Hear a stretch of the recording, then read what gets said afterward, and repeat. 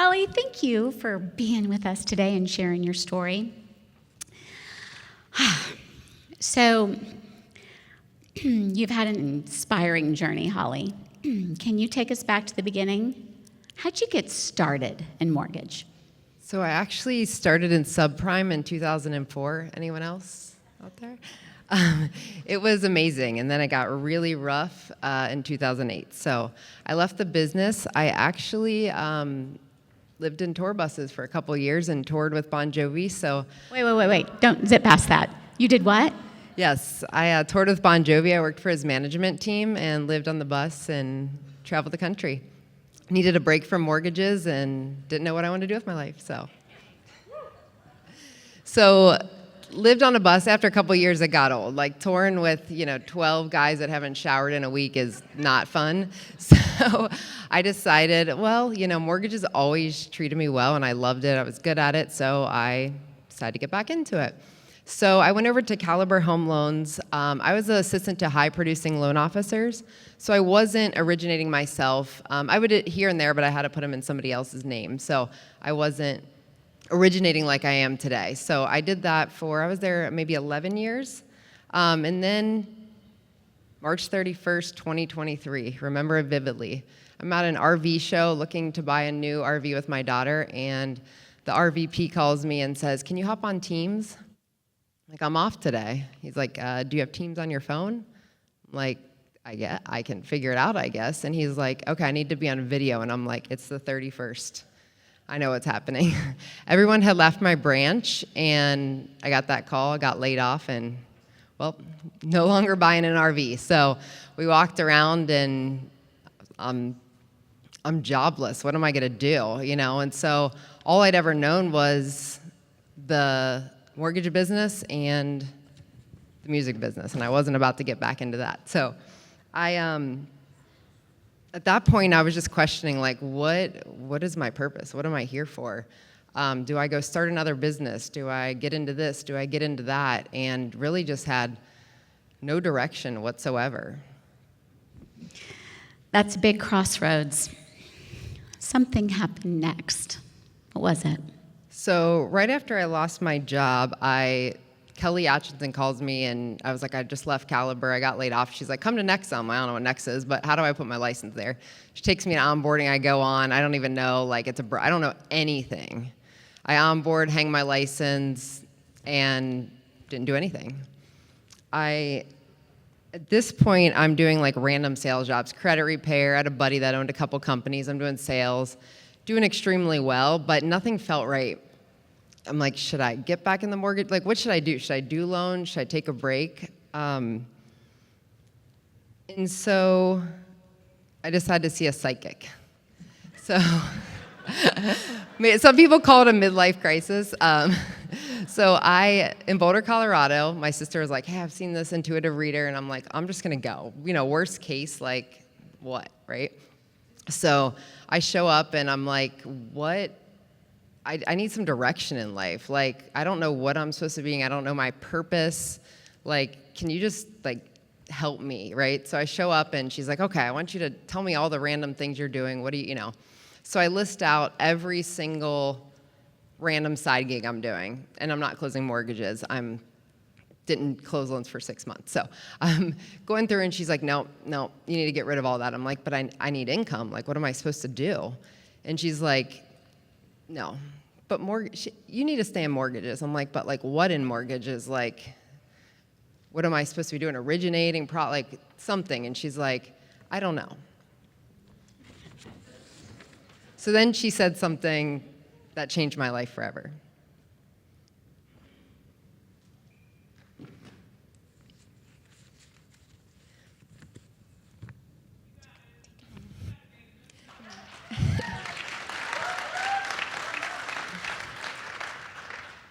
She said that I had a female friend that was going to reach out with a creative opportunity in a field that I already knew and was going to change my life.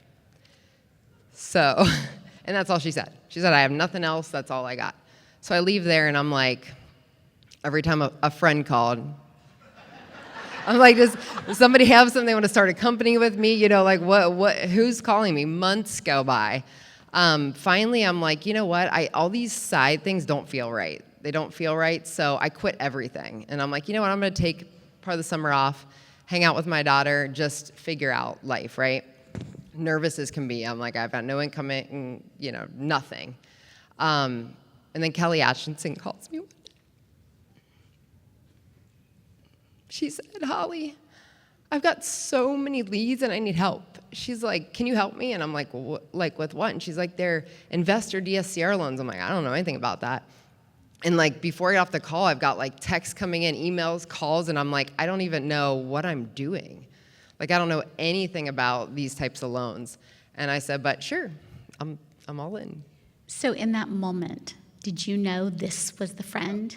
Yeah. You knew. I know. Ding, ding. This is who the psychic's talking about. Do we still have that psychic's contact information?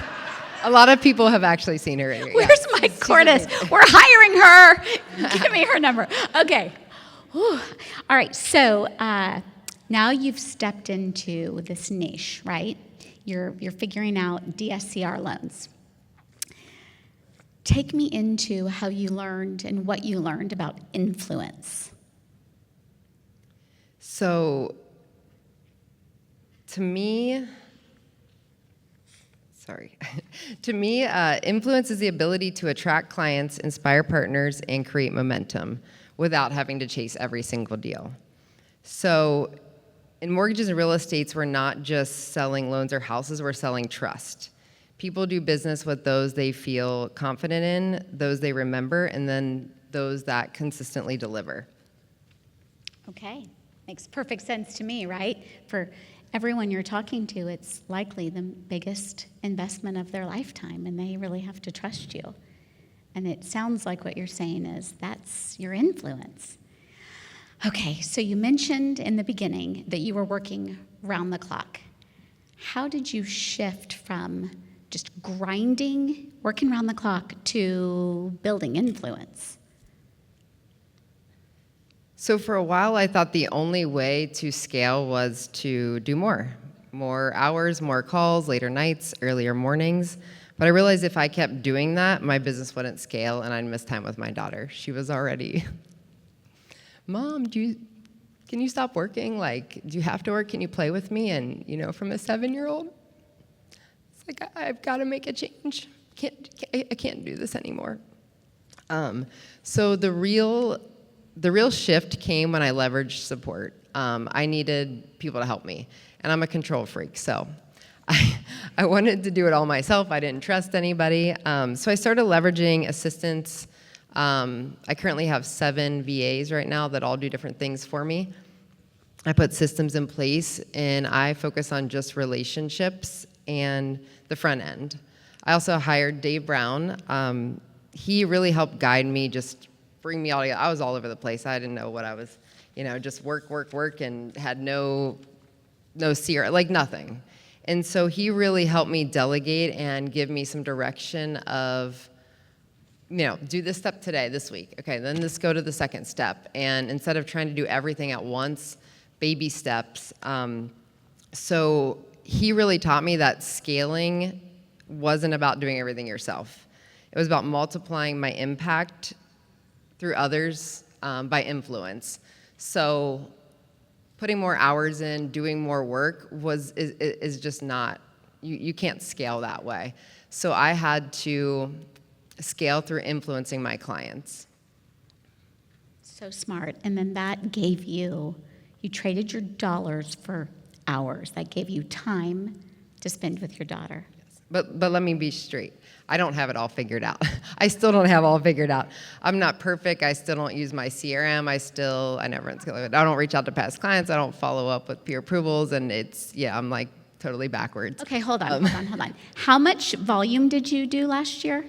I did 275 loans. I think it was like 22 million. I do a lot of small loan amounts. You did 275 loans.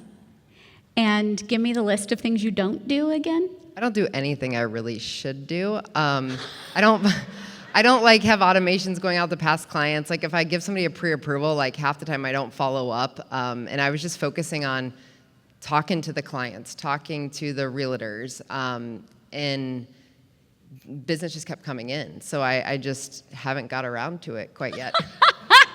But it's on my list.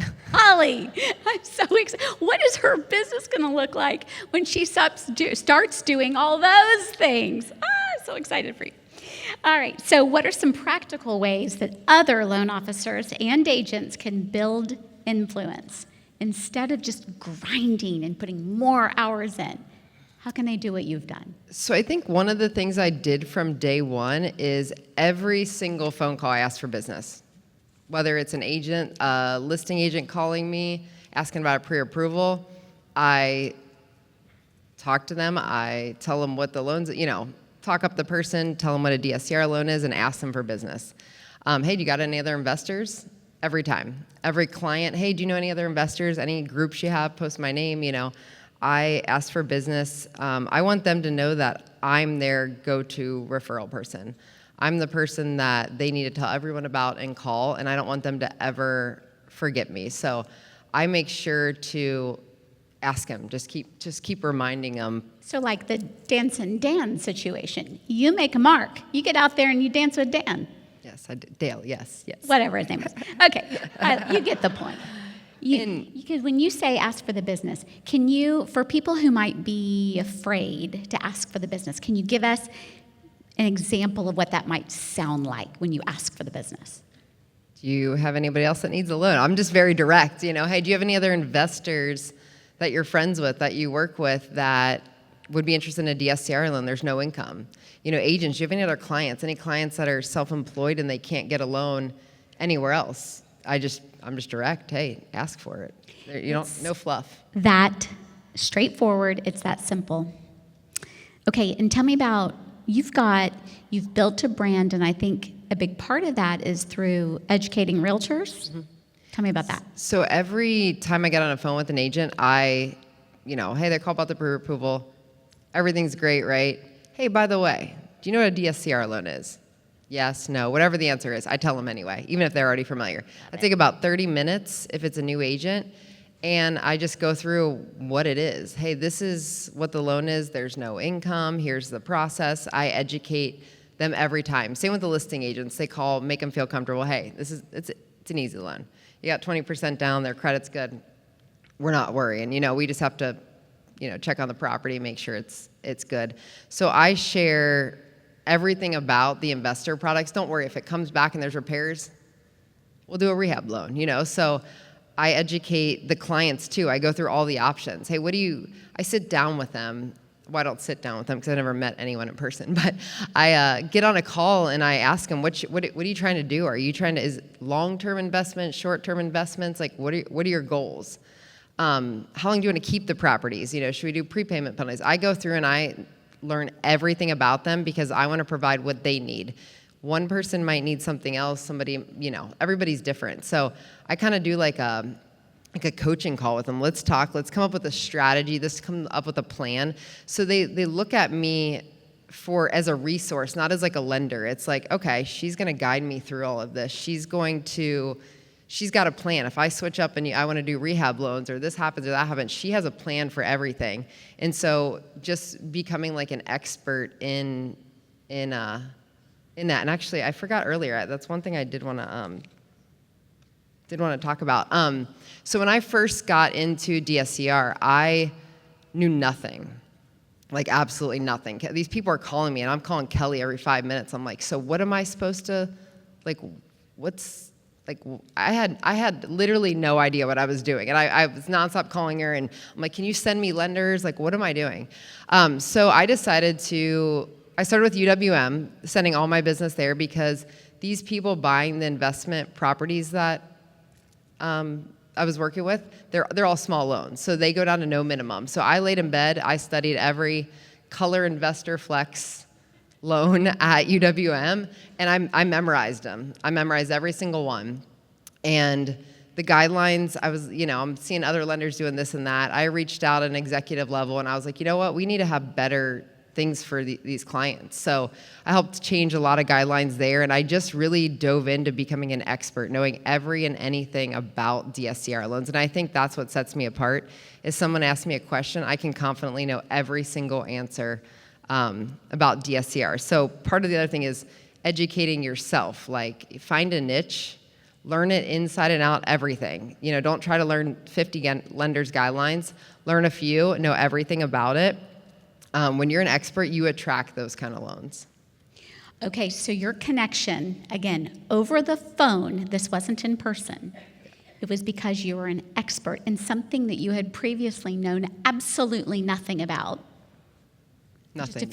Just a few weeks earlier. Okay, so you're connecting, you're earning their trust, you're earning their respect. That is then how you built your brand, it sounds like. So at first, I just started doing loans. I do have a company, Investor Loan Solutions. I haven't really gone too far with that, but mainly I started getting called the DSCR queen. So I'm now just kind of social media branding myself as the DSCR queen because I think it's easy. I can say, DSCRqueen.com. So on there, I got all my links. People can apply. They can it's not completely finished. They can follow me on social media. It's easy. It's simple. And people are going to remember that. When you have complicated names and things they forget it. But DSCR Queen, it's easy, dscrqueen.com. I could just tell people they can go to it. So just starting to kind of really get the brand built now. Okay, so I want to stop here for a minute. You just said something really important. You're building your brand. You came up with something that's super memorable. But first and foremost, you established expertise. You taught yourself, right? You just said it's not yet done. You were talking about your website, right? Do you guys hear that? She could wait until everything's perfect to launch, or you can just go. Yeah. Right? If I wait till everything perfect, I still wouldn't be starting years later. And another thing is become a one-stop shop. Become the person that they don't need to go anywhere else.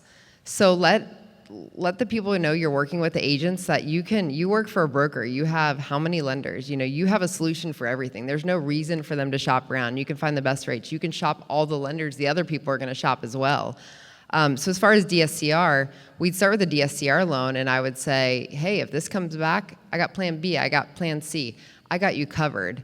These people weren't shopping me. Nobody has shopped me until recently. I have people with a couple hundred properties. They're like, okay, I want the lowest rate. Like, I'm scaling, but I didn't until probably a couple months ago, I didn't have anybody shop me. They just trusted that I knew everything and I was going to guide them, and they just didn't question it. How about that? All right, so you're leveraging social media to build your brand, to get out there and get in front of clients, realtors, people in other states, 2 states away. If you had to give one piece of advice about how to leverage social media, what did you do right? And maybe what did you do wrong? So I actually haven't used social media till a few weeks ago. So my business is not built on social media. I've got a personal Facebook and a personal Instagram. I made like a business one at a UWM event, and then I never did anything. So I just hired an assistant. I said, I don't know what I'm doing.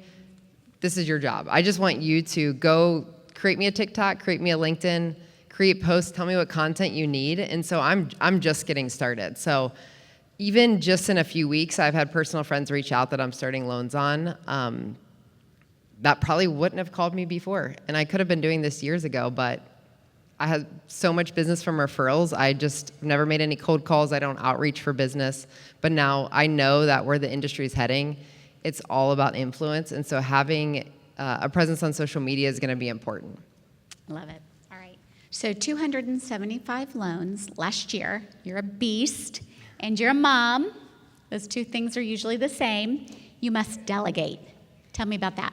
Yes, that was the key, is delegate, which was really hard for me because I am 100% a control freak when it comes to my business. But I just knew I wasn't going to scale. So delegating, once I started, became easy. And then I'm like, oh, what else can I get off my plate? I made a chart of everything that I do, everything in my business, and I just started moving it over. Okay, let's go to this person. Let's get a setup file person. Let's get some processors, somebody to manage my email, my CRM, then a lead person, then a social media person. And, as I get busier, it's just, add more on. And that really freed up my time. I was working early mornings, late nights, my daughter was just complaining to me, and when a 7-year-old complains to you after so much time, it's like, you got to make a change. So probably the last couple of months, I slowed down a little bit because I just, everything's running on its own. It's kind of on autopilot. But I knew I wanted to do more, so now I'm kind of diving in that front end and really, really focusing on relationships with agents, going to get back in front of my clients and just try to stay forward and let everything just kind of work. Okay, so looking back now, what's the biggest lesson that you've learned about influence that you can share with your Nexans here in this room? That you don't need to outwork people to win. You need to out-influence them. So the hours you're putting in, the time you're putting in isn't the way to win. It's out-influencing them, getting your name out there, building the rapport, building the relationships. That's going to be long-term, and that's going to really help you scale your business. You guys earlier, Chase talked about John Maxwell, and in the very first chapter of his book about leadership, he says that leadership is influence. I think that's what you've got, girl. And the best part is when you scale through influence, you're not just growing a business, you're building a legacy you can pass on to your kids, your family. And for me, that's my why. My why is my daughter. And so I think another thing that's important is knowing your why, because you're not going to be able to scale your business. You're not going to be able to grow if you don't have something driving you. And one more quick thing before we're done. I came to NEXA by happenstance. I mean, if you heard earlier, I just was like, tell me where do I go on and put my license? I got to put it somewhere. But I stayed because the platform, the people, and the culture are hands down the best in the business. I've never seen a company like this. And I wouldn't be where I was if it wasn't for NEXA. I wouldn't have the tools. I wouldn't have the lenders. It's just everything. I'm truly grateful for everyone I've met along the way. I mean, coming from retail into broker, it's like you're going to the unknown. And I've met so many amazing people that have really helped me, get off. Especially Mike Cordes. His vision is literally what makes all of this possible. So I'm excited for the future and excited to build with everybody and see where things go. Will you all joining me? Yes, and thank you. Thanking Holly for sharing your story. Thank you. We're so inspired.